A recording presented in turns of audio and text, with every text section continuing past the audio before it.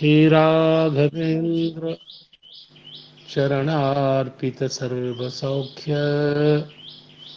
हे मादृशातिपतितोद्धरणे समर्थ हे देशिकेन्द्र पदपङ्कजवन्दनन्ते वाञ्छाकल्पतरुभ्यश्च कृपा सिन्धुभ्य एव च पतितानां पावनेभ्यो वैष्णवेभ्यो नमो नमः। माधवं पद्मयोनिं च नारदं वादरायणं शुकं सूतं च गोकर्णं मद्गुरुं च नमाम्यहम्।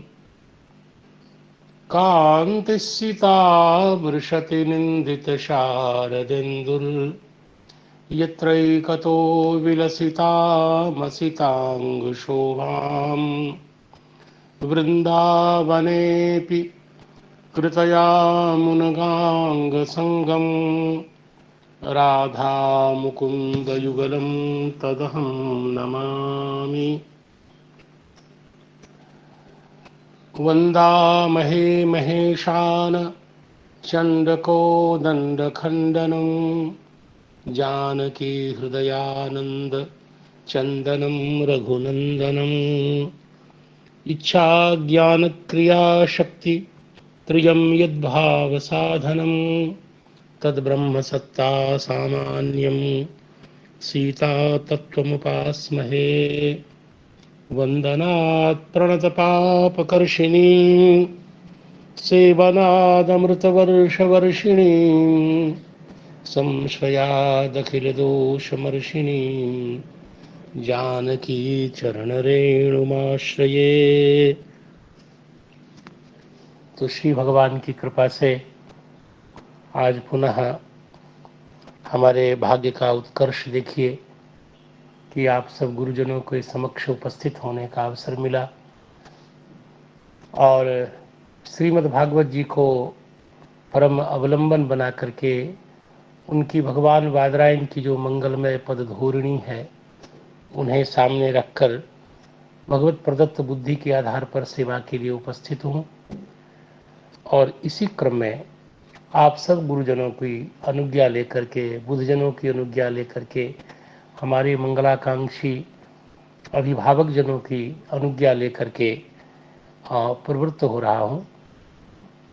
तो उसमें हमारे सामने जो श्लोक है वो श्री भगवान के अवतार का क्रम चल रहा है। ऐसे भगवान का जो मंगलमय अवतार है वो भगवान ही है, उसमें ज़्यादा उच्चावच विचार अपने आप में एक अपराध है। भगवान सभी रूपों में भगवान ही होते हैं, जैसी आवश्यकता होती है भगवान उसी के अनुरूप अपने ऐश्वर्य को प्रकट करते हैं। लेकिन ऐसा नहीं कि भगवान के किसी स्वरूप में ऐश्वर्य की कोई न्यूनता हो।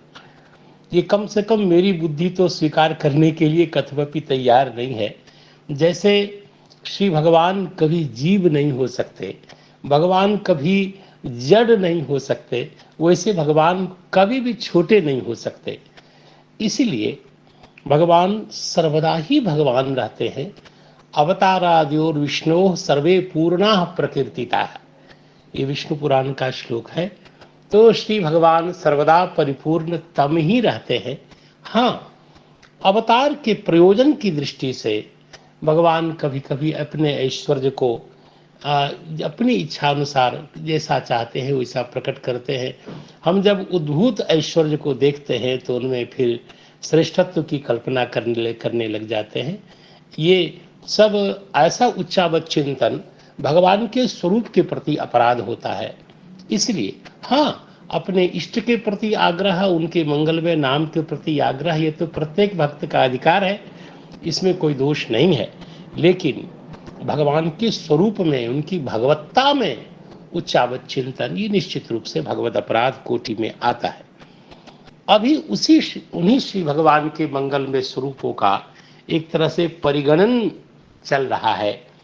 और उसी क्रम में हमारे सामने भगवान धन्वंतरी के अवतार की बात की जा रही है और उसमें भगवान वेदव्यास जी कह रहे हैं कि धान्वंतरम द्वादशमम त्रयोदशमेव च अपायत सुरान अन्यान मोहिन्या मोहयन स्त्रिया चतुर्दशम नारसिंहम बिभ्रत दैत्येन्द्र मूर्जितम ददार करजैर वक्षसीरकाम कटकृद्यथा। और अगला श्लोक है पंचादशम वामनकम पंचदशम वामनकम कृत्वागादध्वरम बलेः पदत्रयम याचमानः प्रत्यादित्सुहु त्रिविष्टपम। ये 2-3 श्लोक मेरे सामने हैं और उसके अनुरूप इसका सीधा सीधा तात्पर्य है कि भगवतः यद रूपम, श्री भगवान का जो रूप, भगवान के विषय में जो बताया गया ये भगवान के रूप है, जिसमें कहा गया वपुः रूपम च जगृहे मात्स्यम।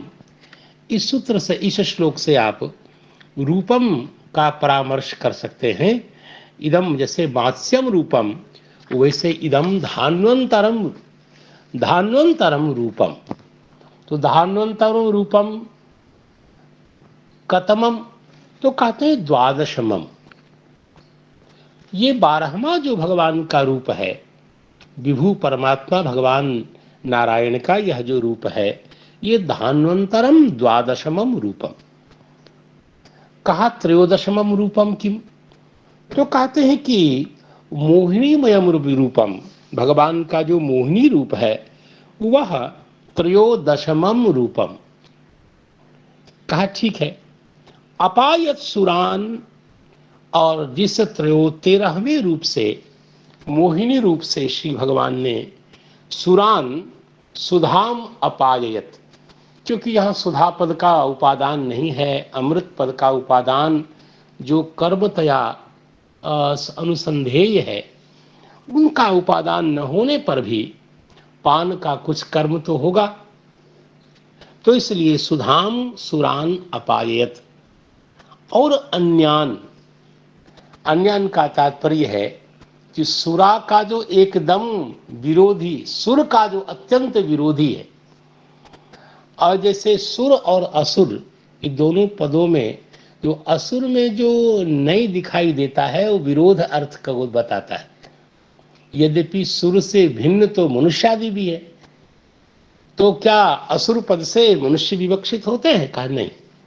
यहाँ जो नहीं है वो विरोधी अर्थ में है, अर्थात सुर का जो विरोधी, इसलिए अन्य पद से एकदम विरुद्धार्थार्थक विरुद्ध अर्थ की प्रतीति होने से अन्यान का अर्थ है असुरान। असुरान मोहिन्या स्त्रिया मोहयन, जो भगवान असुरों को मोहिनी स्त्री रूप से मोहित करते हुए सुरों को, देवताओं को जो अमृत पिलाते हैं, जिस भगवान ने अमृत पिला दिया, ऐसे भगवान का रूप 13वां है। श्री श्रीधर स्वामी जी कहते हैं कि धन्वंतरि अवतारम आह। इस श्लोक के द्वारा भगवान धन्वंतरि के अवतार को बताया जा रहा है। धान्वंतरम का मतलब धन्वंतरि से संबंधित रूप। देखिए, संबंध कहने से तो पृथक प्रतीति होगी, धन्वंतरि से संबंधित, और का धन्वंतरि रूपम, अर्थात जैसे कभी कभी रूप, जैसे उनका रूप, तो भगवान का रूप जब कहते हैं तो भगवान और भगवान का रूप अलग अलग थोड़ी है। इसलिए यहाँ कुछ ऐसा है कि धन्वंतरि रूपम एवं धान्वंतरम। पहले भी हमने विचार कर ही लिया कि रूपम का परामर्श पूर्व श्लोक से कर ही रहे हैं, रूपम च जगृहे मात्स्यम, वैसे स भगवान धान्वंतरम रूपम यज्जगृहे तद धान्वंतरम रूपम।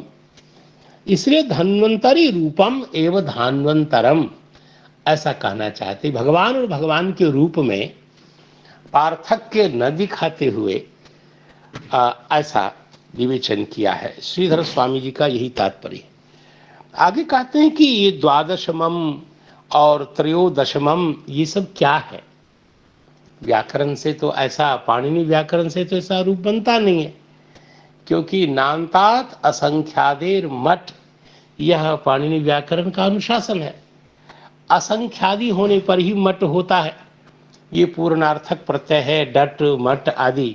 तो ये मठ की व्यवस्था तो जैसे सप्तमम अष्टमम नवमम इत्यादि में जो मठ दिखाई देता है नान्त संख्यावाची शब्द से, वो असंख्यादि होने पर, उसके पूर्व में संख्यावाचक पद न रहने पर ही होता है। लेकिन यहाँ तो है, जैसे द्विपद द्वि सहित जो द्वादश है, तो यहाँ मठ नहीं होना चाहिए। इसी प्रकार त्रयोदशमम, त्रयोदशम होना चाहिए, द्वादशम रूपम होना चाहिए। ये मठ क्या है भाई? तो कहते हैं द्वादशम आदि प्रयोगस्तु आर्षः, ये आर्ष प्रयोग है। तो आर्ष प्रयोग होने के कारण, अन्यथा पाणिनि जी की दृष्टि से तो इसे द्वादशम और त्रयोदशम होना चाहिए।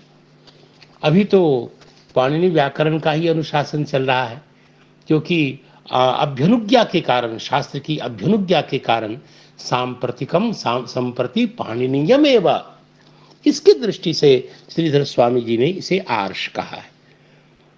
त्रयोदश दशतमम एव रूपम तच्चरितेन सह दर्शयति। यद्यपि ये जो द्वादश रूप है भगवान का, भगवान हरि का ये धान्वंतर रूप है, इसमें चरित का परामर्श नहीं किया कि भगवान धन्वंतरी ने क्या क्या किया, उनके अवतार का क्या प्रयोजन था, उन्होंने क्या किया, इसका परामर्श नहीं किया। केवल धान्वंतरम रूपम, धान्वंतरम इतना कह के छोड़ा।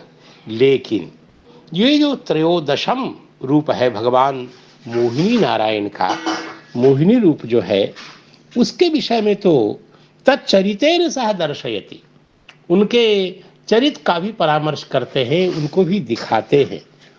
और अर्थात चरित क्या दिखाते हैं तो वो तो आप देख रहे हैं। अपायत सुरान, देवताओं को अमृत पिला दिया जिस भगवान ने, मोहिनी नारायण ने। और स्वयं श्रीधर स्वामी जी ने कहा अपाययत इत्यत्र सुधाम इति अध्याहारः, सुधाम अमृतम ऐसा अध्याहार करना चाहिए। उसके बिना यह वाक्य पूरा का पूरा आकांक्षित अर्थ को प्रस्तुत नहीं कर पाएगा, इसलिए अच्छे अध्याहार करना चाहिए। पेय पदार्थ का, पेय पदार्थ बोधक किसी पद का उल्लेख होना चाहिए, अध्याहार करके अर्थ करना चाहिए। मोहिन्या स्त्रिया तद्रूपेण अन्यान असुरान मोहयन धन्वंतरी रूपेण अमृतम आनीय मोहिन्या पायत इत्यर्थः। ये कह रहे हैं, देखिए यहाँ जो मोहिन्या स्त्रिया, ये क्या है? क्या श्री भगवान और मोहिनी स्त्री अलग अलग हैं क्या? इसमें तृतीया का जो प्रयोग किया, इसका क्या तात्पर्य है? जैसे मैं अपनी आंख से देखता हूँ तो दृष्टा अलग है और दर्शन का साधन जो नेत्र है वो अलग है। उसको तृतीयांत के द्वारा हम साधनतया उल्लेख करते हैं। तो क्या यहाँ मोहिन्या स्त्रिया, इसका तृतीयांततया जो परामर्श है उसका क्या तात्पर्य है? इसी को समझाते हुए कहते तद्रूपेण, तद्रूपेण अपायत, अर्थात मोहिनी रूप से, मोहिनी स्त्री रूप से भगवान ने देवताओं को अमृत पिलाया। और इसका तात्पर्य हुआ कि जैसे यहाँ मोहिनी स्त्री रूप से पिलाया, वैसे वहां धन्वंतरी रूप से भगवान ने अमृत का आहरण किया, अमृत को ला करके दिया। ये बहुत कठिन काम है। जैसे पिता अपने बच्चों के लिए पहले नौकरी करके धन का संग्रह करते हैं और उसके बाद उस धन से अपने बाल बच्चों का पोषण करते हैं, ठीक वैसे ही श्री भगवान पहले, अब तो समुद्र में अमृत है और अमृत भी तरल है, समुद्र का जल भी तरल ही तरल है। तो ये कितना कठिन काम है समुद्र से अमृत को निकालना। वैसे ही जैसे आकाश से आकाश को पृथक करने के जैसा है।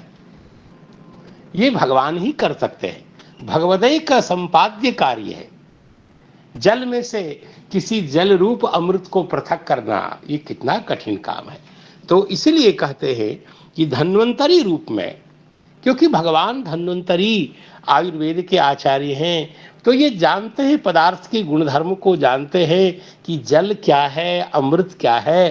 तरलतया दोनों एक जैसा है तो भी श्री भगवान ही ऐसा कर सकते हैं। गुणधर्म को अंदर और बाहर दोनों प्रकार से जानने वाले, पदार्थ के गुणधर्मों को जानने वाले भगवान ने जल से उसको पृथक करके, पृथक ही नहीं करके एक कलश में उसे स्थापित करके श्री भगवान धन्वंतरी प्रकट हुए, ला करके दिया।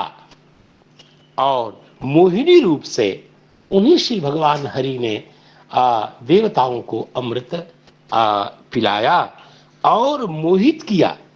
किसको कहते हैं? अन्यान मोहयन, अन्यों को मोहित करते हुए, जो उस अमृत के अधिकारी नहीं थे उनको मोहित किया। श्री सुखदेव भगवान ने तो बहुत ही सुंदर ढंग से, भगवान बादरायण ने इन प्रसंगों को श्रीमद् भागवत जी में लिखा है, तो उसकी चर्चा तो कर लेंगे। पहले हम श्री श्रीधर स्वामी जी के चरणों में वंदन के बाद श्री सारार्थ दर्शनी सरकार की शरण में जाते हैं और वो कहते हैं, धान्वंतरम धन्वंतरी अवतार स्वरूपम द्वादशमं भवति इति अन्वयः। वो वाक्य को व्यवस्थित करते हुए, अर्थात यह जो द्वादशमं धन्वंतरी अवतार स्वरूपम भवति, अर्थात भवति इस तिङंत का प्रयोग करके एक वाक्य के स्वरूप को बनाते हुए वो समझाते हैं कि अन्वय ये है कि यह जो धान्वंतरम, ये धन्वंतरी अवतार स्वरूपम द्वादशमं भवति, ये भगवान का 12वां स्वरूप है, ऐसा आप समझिए। आखिर इस स्वरूप की विशेषता क्या है? आखिर इस अवतार के द्वारा क्या किया गया? जो तो कहते हैं, सुधा कलशा नयनम च अस्य कर्म ज्ञेयम। श्री भगवान का स्वरूप तो बता दिया, अब भगवान के कर्म को, भगवान की लीला का भी परामर्श कर रहे हैं कि इस लीला का विशिष्ट क्या है। तो कहा, सुधा कलश का आनयन, समुद्र में से सुधा कलश को प्रकट किया, ला करके देवताओं को दिया, तो यह उनका विशिष्ट उनकी विशिष्ट लीला हो गई, ऐसा समझना चाहिए। सुधा कलश का आहरण करना यह उनका कर्म है, यह उनकी लीला है, उनका चरित्र है। आगे यह भी श्रीधर स्वामी जी के समान ही यह भी कहते हैं कि द्वादशम आदि यह जो प्रयोग है ये आर्ष प्रयोग है। और इसी प्रकार त्रयोदशम, अर्थात त्रयोदशम यह जो 13वां रूप है, इस रूप को धारण करते हुए सुरान रूपम बिभ्रत, सुरान अपायत, और वही उन्हीं भगवान हरि ने 13वां रूप धारण करते हुए सुरान देवताओं को अपायत सुधाम इति शेषा, सुधा को देवताओं को पिलाया। केन रूपेण, आखिर किस रूप से श्री भगवान हरि ने देवताओं को अमृत पिलाया?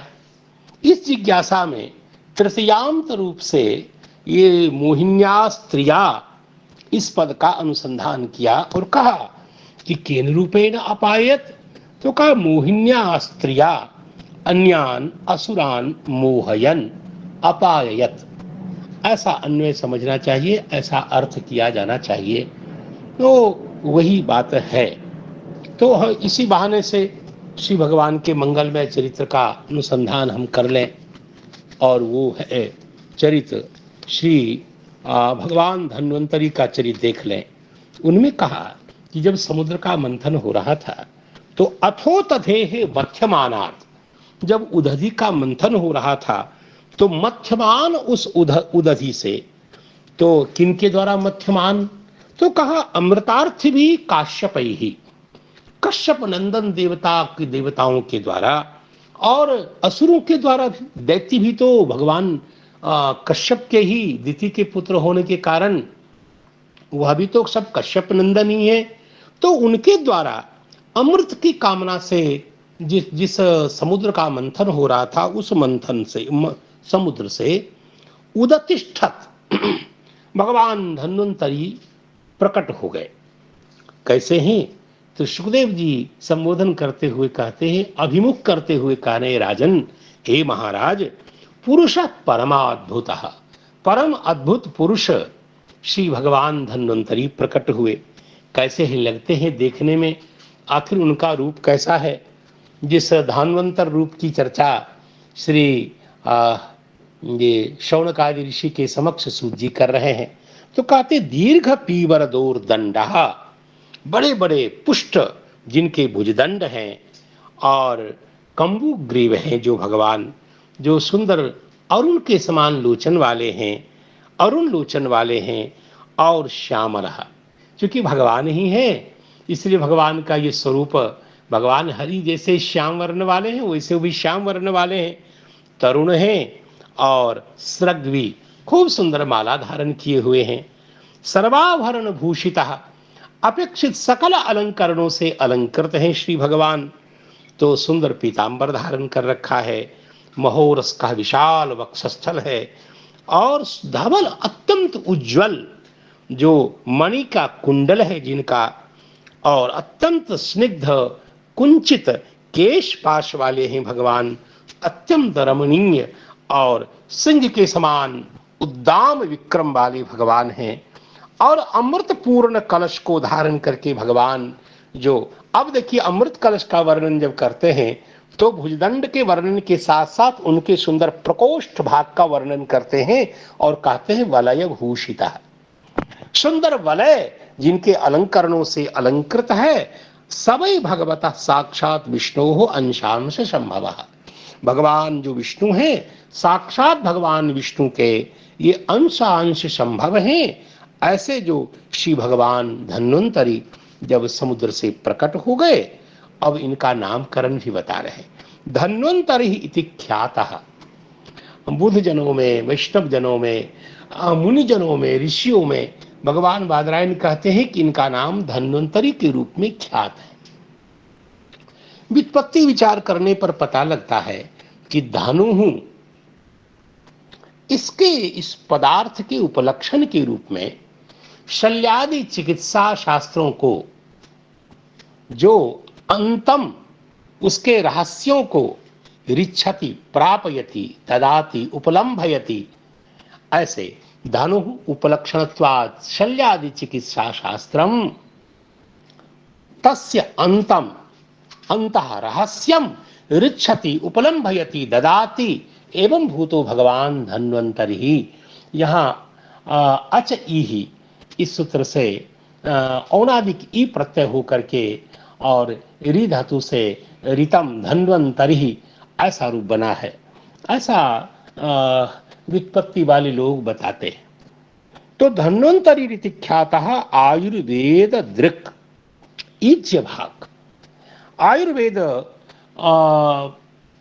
की दृष्टि प्रदान करने वाले, आयुर्वेदम पश्यति इति आयुर्वेद दृक्, और ईज्य भाग, ईज्य क्या बात है, जो हविर्भाग भगवान है, सही में जो भगवान हरि है, तो सकल यज्ञ के स्वामी तो यही है।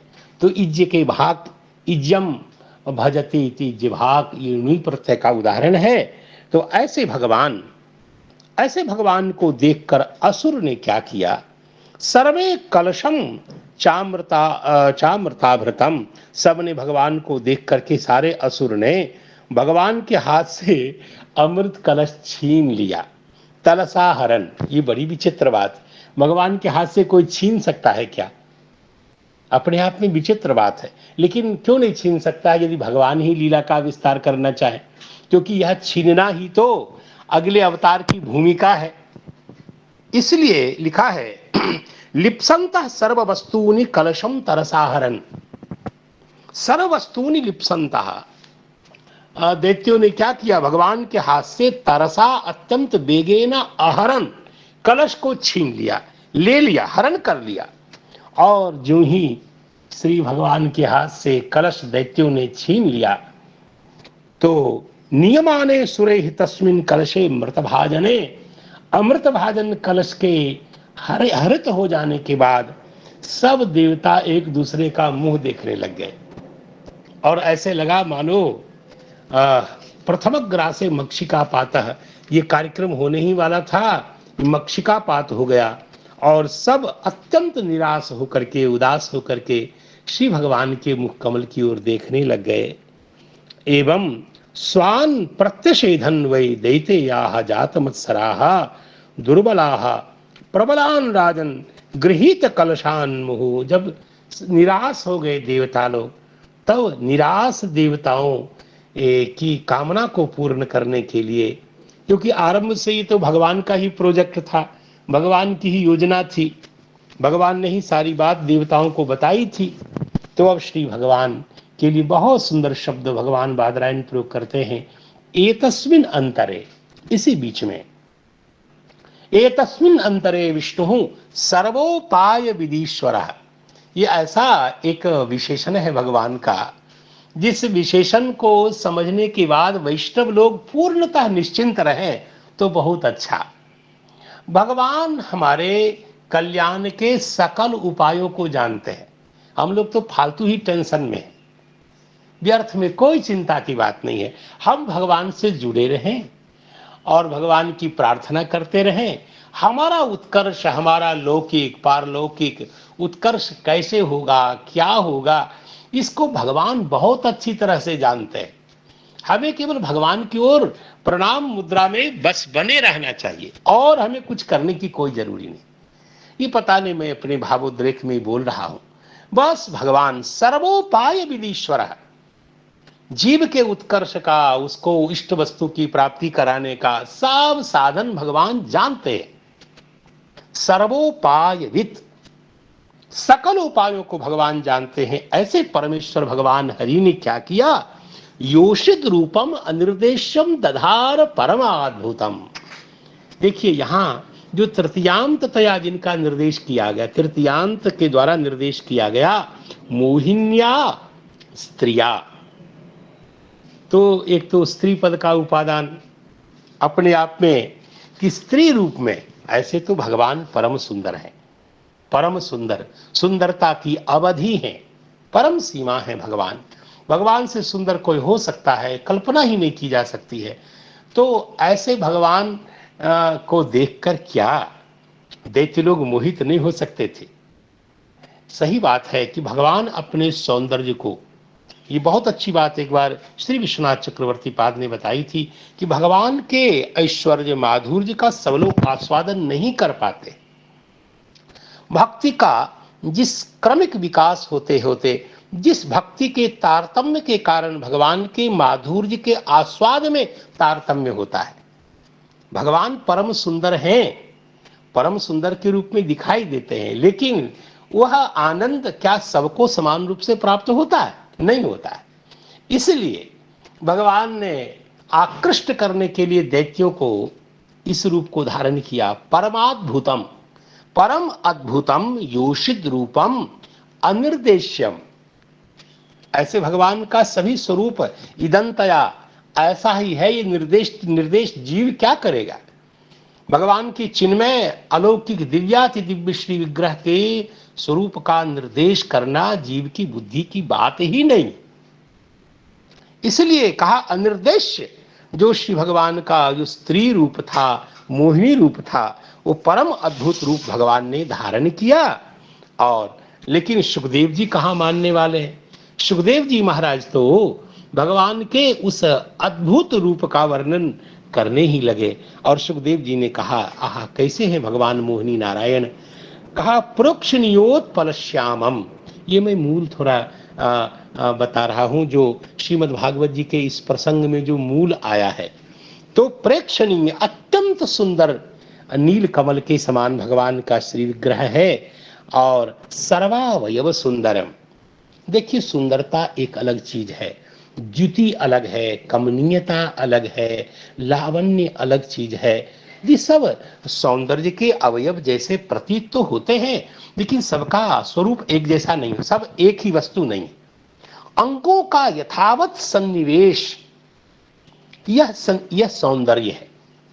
अर्थात नासिका को, नयन को, कपोल को, चिबुक को, अधर को, जैसा जैसा साहित्यादि शास्त्रों में जैसा वर्णन है वैसा होना, यह तो सौंदर्य है, इसको सुंदर होना कहते हैं। लेकिन एक सोने की सी आभा जिसको द्युति कहते हैं, और रूप तो उसको कहते हैं कि अलंकार के बिना भी जो अलंकृतवत प्रतीत हो, उसको हम रूप कहते हैं। जब हम किसी को रूपवान कहते हैं तो इसका मतलब रूपवान तो सब है, घटपट आदि सब रूपवान ही है, जो भी चाक्षुष प्रत्यक्ष का विषय है सब रूप है, और रूप जिसमें है सब रूपवान है। तो रूपवान कहने से इसका तात्पर्य ये थोड़ी है।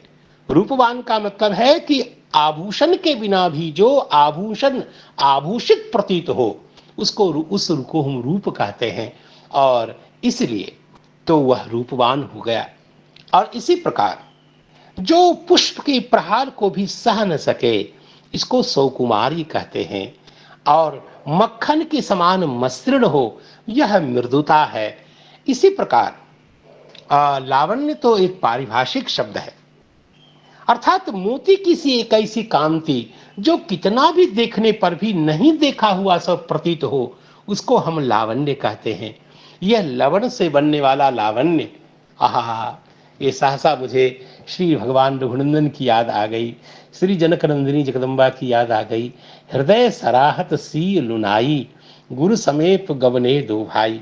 श्री जनकनंदिनी के दिव्य श्रीअंग का दर्शन जब भगवान रघुनंदन ने किया, तो उनके लावण्य की प्रशंसा, भगवान प्रशंसा क्या करेंगे, भगवान तो जप करने लगे श्री जनकनंदिनी के लावण्य का, और गुरुजी के पास जा रहे थे, लेकिन भगवान के चित्त से श्री पराम्बा के लावण्य का विस्मरण नहीं हो रहा था।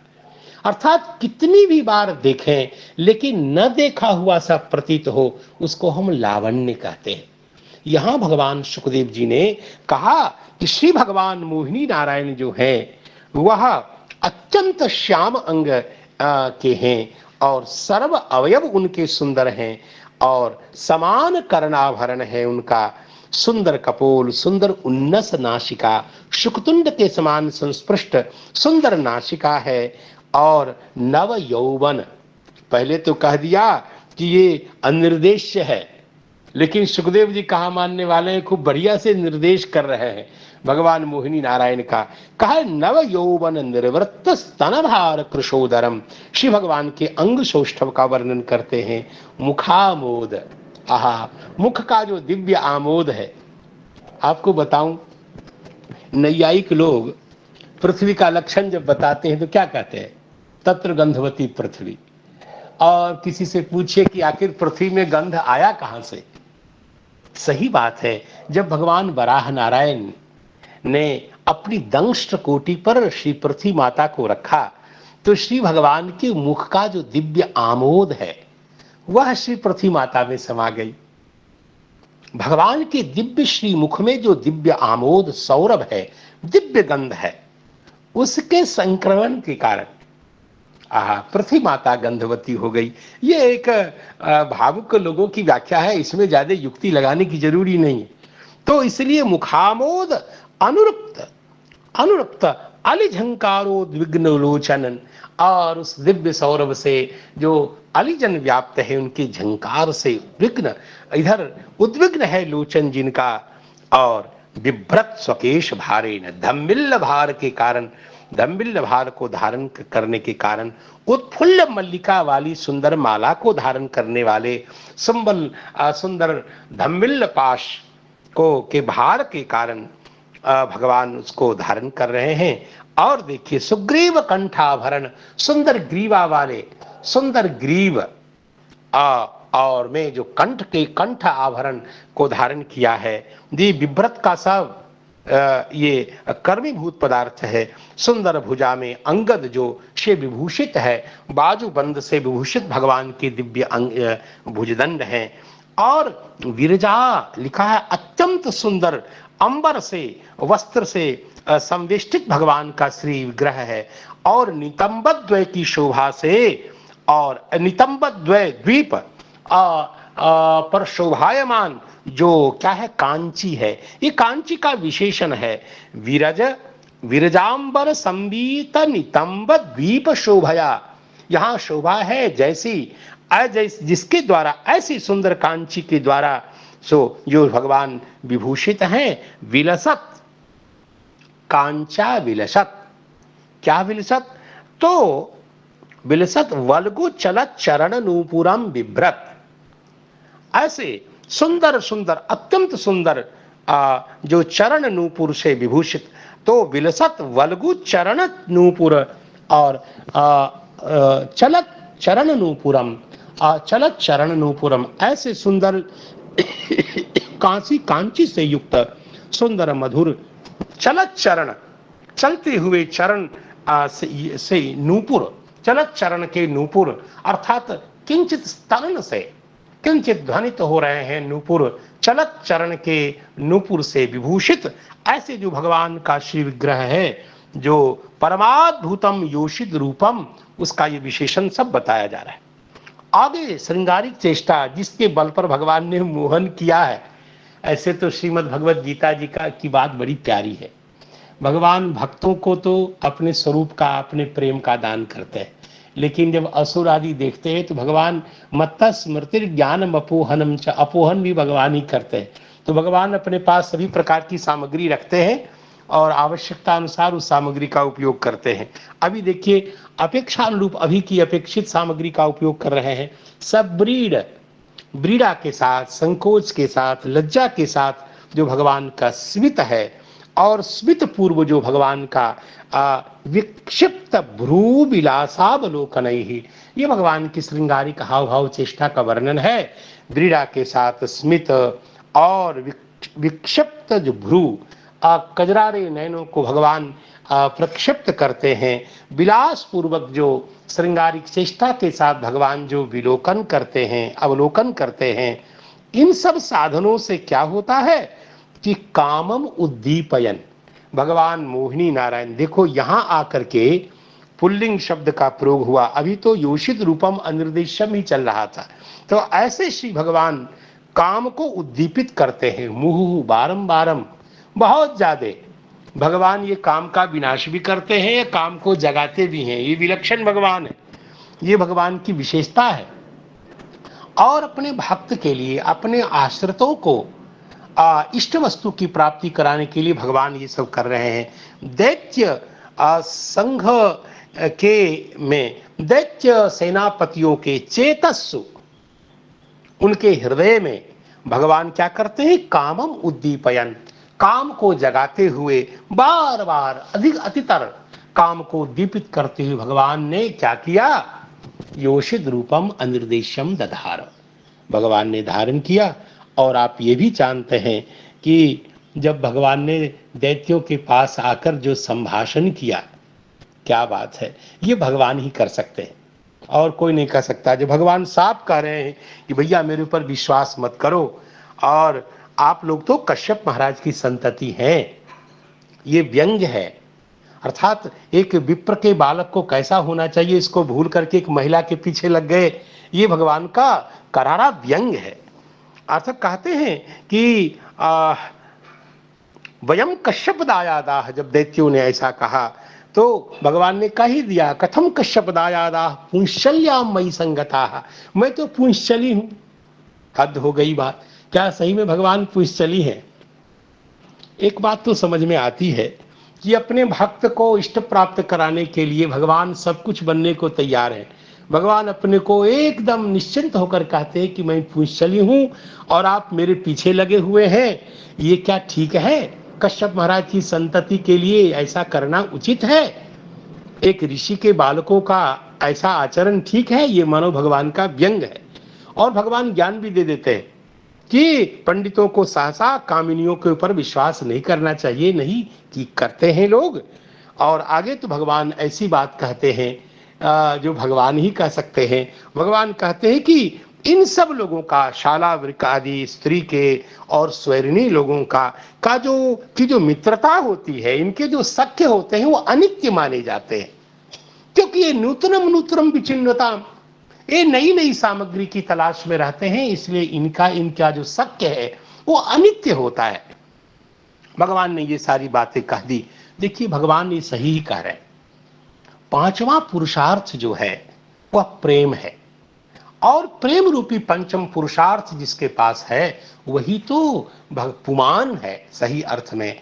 और ऐसे प्रेमी भक्त के पास भगवान जाएं तो भगवान के पूंछली होने में क्या दिक्कत है?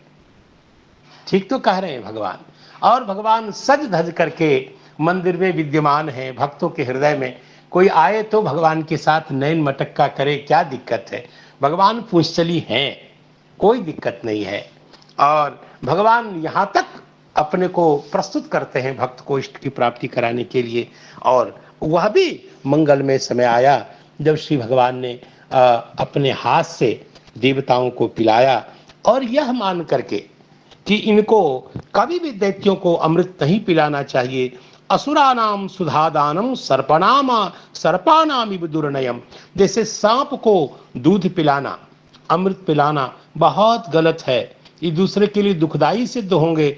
इसलिए असुरों को सुधादान भगवान ने अनुचित मानते हुए ऐसा मान करके क्या किया? दैत्यान गृहीत कलशः वंचयन, ये बात है। ये मोहयन का अर्थ बता रहे हैं भगवान वेदव्यास जी। कहा कि मोहन का क्या मतलब, अर्थात उनको ठग रहे हैं, उनकी आंख में धूल झोंक रहे हैं भगवान। दैत्यों को कलश हाथ में लेकर के और माया मोह से उनके हाथ से कलश ले लिया, और उसके बाद भगवान ने कजरारे नैनों को घुमा करके बता दिया कि जब कलश दैत्यों के हाथ में गया तुम लोग घबरा गए थे, आ गया ना सामान हाथ में। और उसके बाद भगवान ने गृहीत कलश होकर के दैत्यों की वंचना करते हुए, और फिर दूरस्थान, दूर में विद्यमान जो देवता हैं, और उनको क्या कर दिया? जरा मृत्यु हराम सुधाम पाययामास, जरा मृत्यु के का हरण करने वाला यह जो अमृत है, उस अमृत को किनको किया? तो देवताओं को पिला दिया, पाययामास। और उसके बाद पीत प्राय अमृते देवैहि, देवताओं ने जब अमृत का पान कर लिया तो भगवान लोक भावना पश्यताम असुरेंद्रानाम, उन असुरेंद्रों को देखते देखते भगवान ने स्वम रूपम जगृहे हरिहि। इसका तात्पर्य क्या हुआ कि भगवान का मौलिक रूप नहीं था। यहां कहते हरिहि स्वम रूपम जगृहे, और इसलिए तृतीयांत तया इस मोहिनी रूप का निर्देश करना उचित ही था। यह साधन भूत रूप था, भगवान का अपना मौलिक रूप नहीं था। इसलिए कहते हैं कि स्वम रूपम जगृहे हरि, हरि ने अपने जो चतुर्भुज रूप है या जो भी भक्त के द्वारा अभिष्ट रूप है, भगवान ने उस रूप को धारण कर लिया। तो यहाँ आप इस वर्णन से देखेंगे कि श्री भगवान हरि ने अपायत सुरान अन्यान मोहिन्या मोहयन स्त्रिया, कैसे भगवान ने उनके चित्त में चित्त को आकृष्ट किया, मोहित किया, वंचित किया। इसी प्रकार सारार्थ दर्शनीकार ने इस अर्थ का कथन किया है। अब अगले श्लोक का उच्चारण कर लेते हैं, और वह श्लोक है चतुर्दशम नारसिंहम बिभ्रत दैत्येन्द्र मूर्जितम ददार करजैर वक्षसेरकाम कटकृत यथा। शब्दार्थ बहुत स्पष्ट है।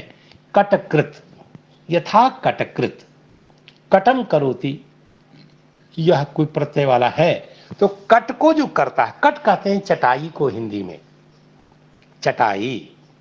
आस्तरण, कटास्तरण, तो उसको जो बनाता है, यानी जो कट को करता है, चटाई बनाने वाला।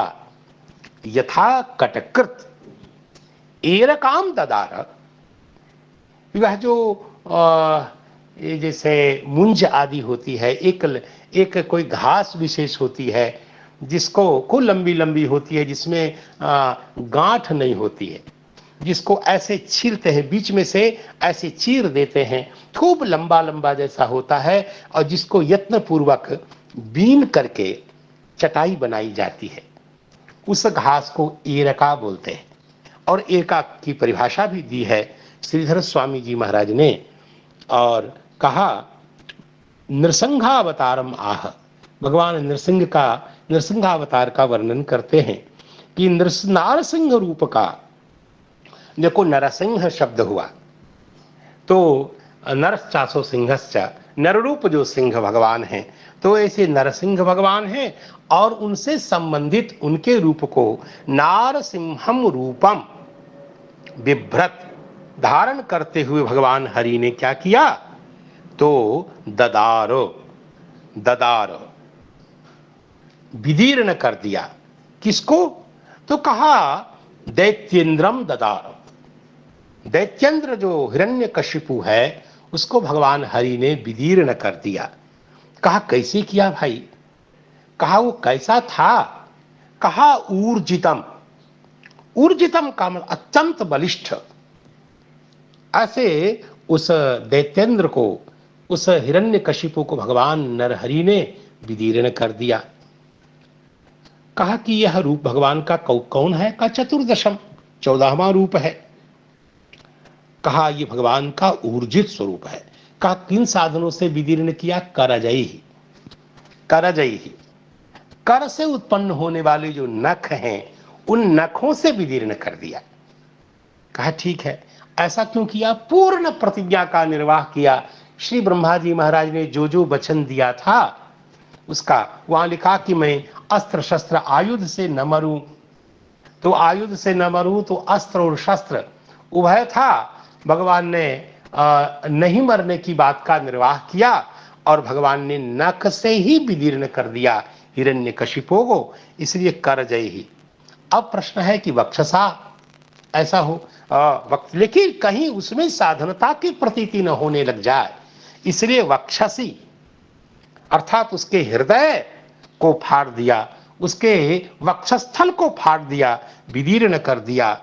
और दृष्टांत देते हैं कितनी आसानी से भगवान ने हिरण्यकशिपु का उद्धार किया।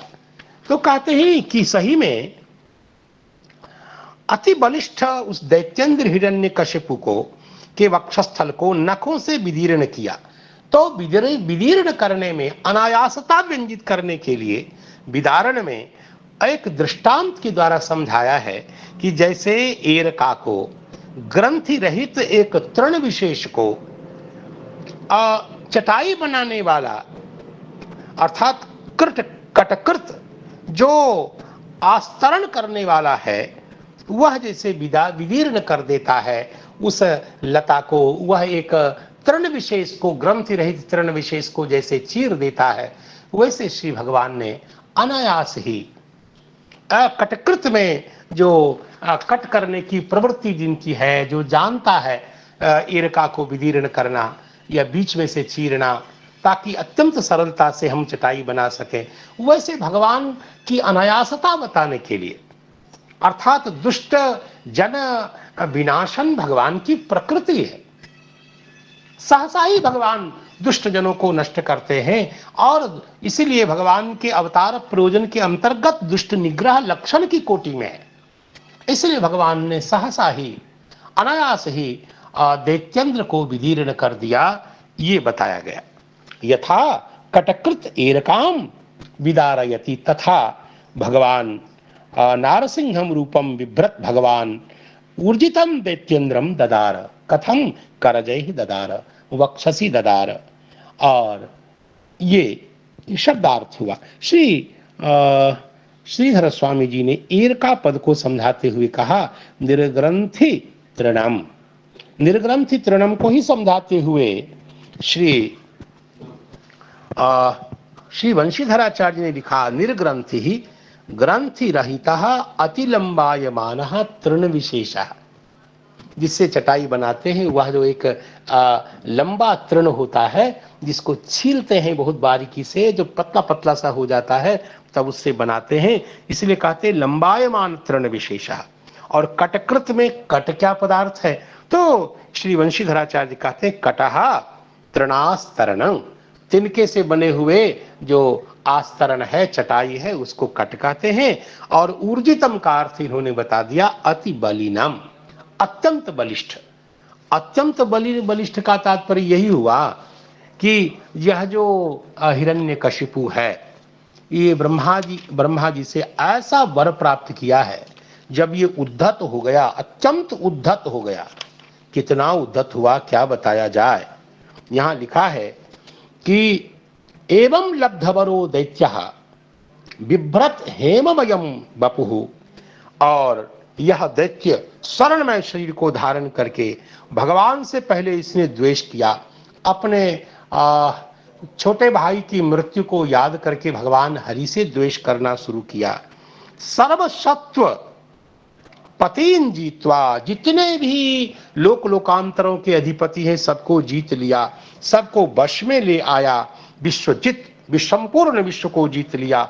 जहार लोकपाला नाम स्थाना निसह तेजसा, इसके ब्रह्मा जी से वर को प्राप्त करने पर इसकी जो दशा हो गई, कैसे ये ऊर्जित हुआ, उसका संकेत भगवान शुकाचार्य ने किया है। और यहां तक कह दिया, आपने वो सुना होगा, संस्कृतज्ञ सब जानते हैं, पुरी मवस्कंद लुनीह नंदनम मुशान रत्नानि हरा मरांगना। इसका विषयभूत ये है। आगे कहते हैं कि उस महेंद्र भवन में जाकर और निर्जित लोक है एक राट, एक छत्र शासन वाला रेमे, और स्वर्ग में जाकर के स्वर्ग का अधिपति बन गया। और सुरादि भी प्रतापित ऊर्जित चंड शासन, ऊर्जित चंड शासन वाला यह हिरण्यकशिपु ऐसा बल से उन्नत हो गया, ऐसा बलवान हो गया, जिसे यहां ऊर्जित पद से कहा गया। इतना ही नहीं, श्री सूत जी महाराज कहते हैं कि ऐसे दैत्येंद्र, और दैत्येंद्र पद का वैशिष्ट्य बताते हैं आचार्यों ने कहा कि यद्यपि शरार्थ दर्शनीकार ने यहां स्पष्ट करते हुए कहा कि सीताराम सीताराम, शरार्थ दर्शनीकार ने इसमें कोई विशेष बात न बताते हुए, और उन्होंने एक बात जो क्रम संदर्भकार कहते हैं कि यहाँ भगवान के 3 अवतार हुए हैं।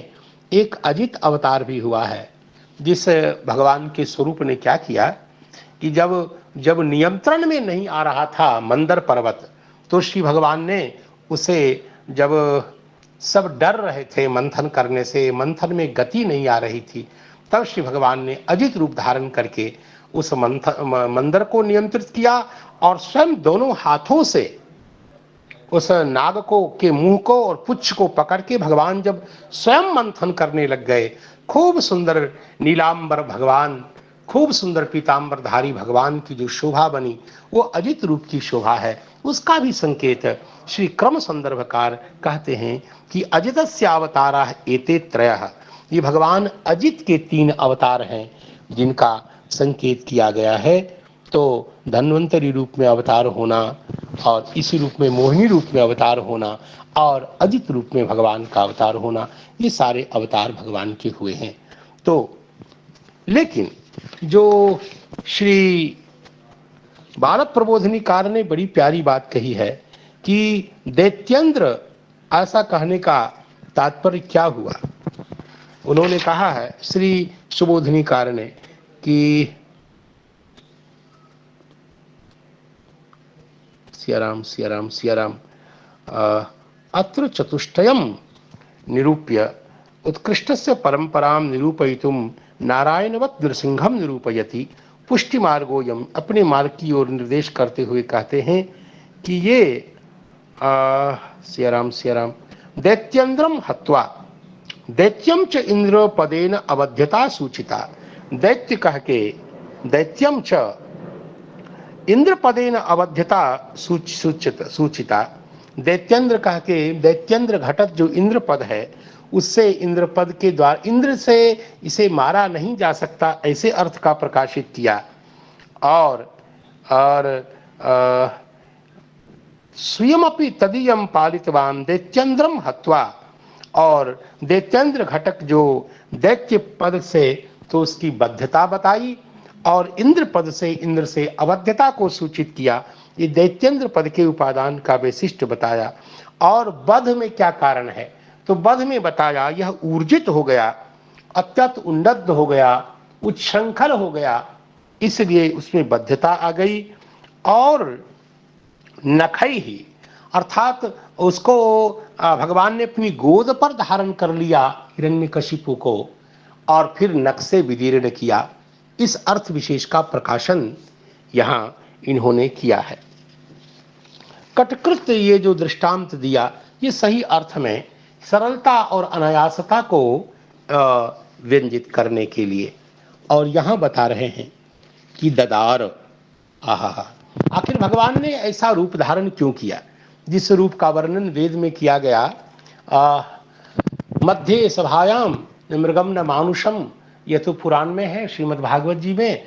और मृगो न भीमो कुचरो गिरिष्ठा, यह वेद में भगवान नृसिंह की स्तुति करने का मंत्र है। सही बात तो यह है कि भगवान के भले ही असंख्य अवतार हों, लेकिन भगवान नृसिंह का जो अवतार है, ये ऐसा अवतार है जो भक्त के रक्षण मात्र एक ही प्रयोजन से अवतीर्ण प्रकट हुआ है।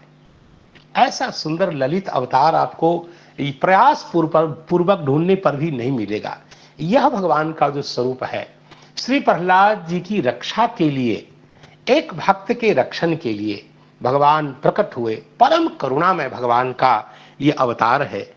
और ये क्यों हुआ, जिसे स्वयं भगवान सुखदेव जी कहते हैं, सत्यम विधातुम निज भृत्य भाषितम, अपने भृत्य निज भाषितम, भृत्य भाषितम और निज भृत्य भाषितम, अर्थात निज भाषितम अर्थात माभष्ट विबुध श्रेष्ठा, ऐसा जो देवताओं को भगवान ने अभय दिया कि मैं मारूंगा उस वचन को। और भृत्य भाषित, ब्रह्मा जी तो भगवान के भक्त ही तो हैं, तभी तो इसी प्रकरण में कहा गया कि सर्वे यमी विदिकरा स्तव सत्वधाम्नः, प्रहलाद जी ने स्वयं कहा। तो ब्रह्मा जी देवता तो भृत्य हैं ही।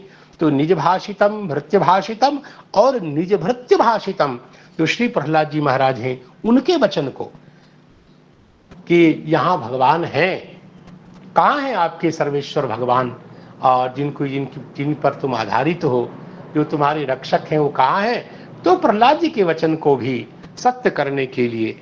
और सबसे बड़ी बात है कि इस चराचर में भगवान की व्याप्ति है, इस व्याप्ति को सकल भूतों में भगवान की अखिल भूतों में व्याप्ति है, इस बात को प्रमाणित करने के लिए भगवान प्रकट हो गए। अदृश्यता भगवान दिखाई देने लग गए, अद्भुत रूप को धारण किया, और ऐसे लग रहे हैं न मृगम न मानुषम, क्योंकि कहा था कि भूतेभ्यस्तद्विसृष्टेभ्यो मृत्युर्माभून मम प्रभो, आपके द्वारा रचित प्राणी से मेरी मृत्यु न हो।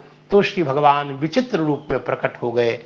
मध्य स्तंभे सभायाम न मृगम न मानुषम, इस रूप में भगवान प्रकट हो गए।